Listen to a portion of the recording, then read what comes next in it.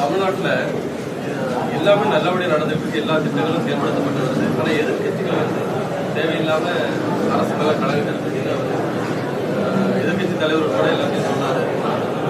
உண்மையிலே அப்படி எல்லாம் இல்லை, இப்போ நீங்கள் இந்த நாட்டின் குடிமகன் தானே, தமிழ்நாட்டில் தானே இருக்கிறீங்க. எல்லா திட்டமும் நல்லா நடக்குதா?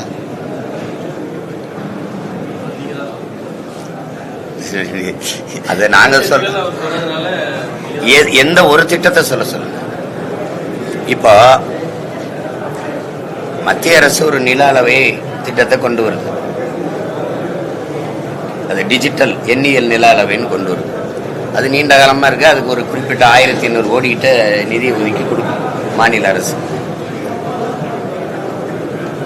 அதை யாரு எடுக்கணும்? வேளாண் பல்கலைக்கழகத்தில் படிக்க போகிற பிள்ளைகளை அந்த நில அளவைக்கு நீங்கள் எப்படி பயன்படுத்துறீங்க? பெற்றோர்கள் அனுப்புனது படிக்க 21,000 மாணவர்கள்ல 80 விழுக்காடு பெண்கள். நீங்க அனுப்பிடுறீங்க 6 மணிக்கு போய் ஒவ்வொரு சிற்றூர்களுக்கும் அனுப்புறீங்க. எங்க பிள்ளைகளுக்கு என்ன ஓய்விடம் இருக்கும், என்ன பாதுகாப்பு இருக்கும்? 10க்கும் மேற்பட்ட பிள்ளைகளை நாய் அடிச்சிருச்சு. திருவண்ணாமலையில ஒரு குழந்தை வந்து ஒரு பெண்ணை வந்து ஒரு தங்கச்சியை பாம்பு கடிச்சிருச்சு.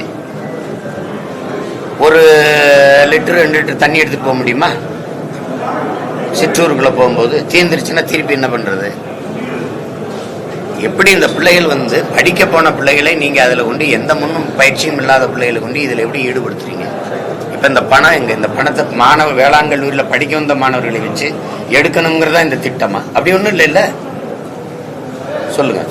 இப்ப எத்தனை பெற்றோர்களினுடைய இது அச்சம் எவ்வளவு? இந்த பிள்ளைகளை எப்படி கொண்டு போய் நிறுத்துறீங்க? எந்த பாதுகாப்பு இல்லாம. அதுக்கு இந்த நாட்டில் படிச்சுட்டு வேலை இல்லாத எத்தனையோ இளைஞர்கள் இருக்கிறாங்க, பட்டதாரி இளைஞர் இருக்காங்க. அவங்களுக்கு நீங்க பகுதி நேர வேலையா கூட கொடுத்துருக்கலாம். எடுத்து கொடுத்த பிறகு இந்த காசுல இருந்து ஒரு குறிப்பு ஊதியத்தை கொடுத்து தற்காலிக வேலையாவது கொடுத்துருக்கலாம்.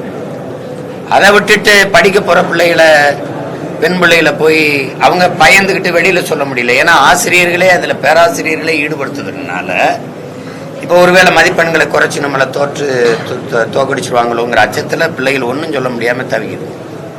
இப்படித்தான் ஒவ்வொரு துறையிலையும் இருக்கு. அரசு மருத்துவமனையில எல்லா மருத்துவர்களையும் நீங்க பணி நியமித்திட்டீங்களா? நான் சொல்லும் போது அப்டேட்ல இல்லைன்றீங்க. அதே தினமலர் கட்டுரையா வந்திருக்கு. அதுக்கு என்ன பண்றது? எல்லாமே சரியா இருக்கா சொல்லுங்க. எல்லாமே சரியா இருக்கா? பயிற்சி தேர்வு எழுதி பணிக்காக காத்திருக்க ஆசிரியர்கள் பணி நியமனம் பண்றாங்களா? மருத்துவர்களுக்கான ஊதிய உயர்வு சரியாயிடுச்சா? பழைய ஓய்வூதிய திட்டம் நாங்கள் வந்தால் கொடுப்போம்னு சொன்னது நீங்க கொடுப்போம்னு சொன்னீங்க. இன்னைக்கு அது நிறைவேற்றப்பட்டிருக்கா? எல்லா திட்டமும் நல்லா நிறைவேறுது அப்படின்னு அப்படி பேசக்கூடாது. குடுகுடுப்புக்கார மாதிரி நல்ல காலம் பிறக்குது. எப்ப பிறக்குது? எங்க பிறந்திருக்கு? இதெல்லாம் இருக்குல்ல. நல்ல ஆட்சி நடத்துறவருக்கு எதுக்கு விளம்பரம்? நல்ல ஆட்சி நடத்துறவருக்கு எதுக்கு தாய்மார்களுக்கு 1000 கொடுக்க வேண்டிய தேவை, தங்கச்சிகளுக்கு 1000 கொடுக்க வேண்டிய தேவை, படிக்க போற தம்பிகளுக்கு 1000 கொடுக்க வேண்டிய தேவை? நல்ல ஆட்சினா அது. நல்ல ஆட்சி கொடுக்கறோன்ட்டு நாடும் மக்களோ மற்ற கட்சிக்காரர்களோ சொல்லலையே. ஆட்சியில் இருக்கிற அவங்களே மறுபடியும் சொல்லிக்கிட்டு இருக்காங்கன்னா அது எப்படி? நீங்க நீண்டு கவனிங்க, நீண்டு ஆழ்ந்து பாருங்க. இங்கே சேவை அரசியலோ செயல் அரசியலோ கிடையாது. வெறும் செய்தி அரசியல் மட்டும்தான். 15 லட்சம் குழந்தைகள் பயன்பெறுவார்கள் காலை உணவு திட்டத்தில். அதுக்கு விளம்பரம் செஞ்ச காசுக்கு சோறு போட்டுக்கலாம். அவங்க செப்டம்பர் 16 மகளிருக்கான ஊக்கத்தொகை கொடுக்கப்படும்னு ஜனவரியிலிருந்து விளம்பரம் செய்றீங்க. இது வந்து சேவை அரசியலா, செயல் அரசியலா, செய்தி அரசியலா? நீங்க போற இடங்கள்லாம் உங்களுக்கு வரவேற்புன்றீங்க. உங்க மனச்சான்றவங்க இப்படி கை வச்சுக்கிறீங்க.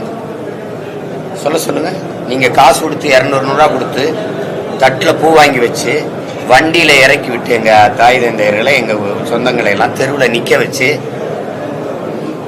அவர் வரும்போது கை காட்டுங்க, கும்பிடுங்க, பூ போடுங்க நீங்க சொல்லல? தன்னெழுச்சியா மக்கள் உங்களை பார்க்க திரண்டு ஓடி வராங்களா?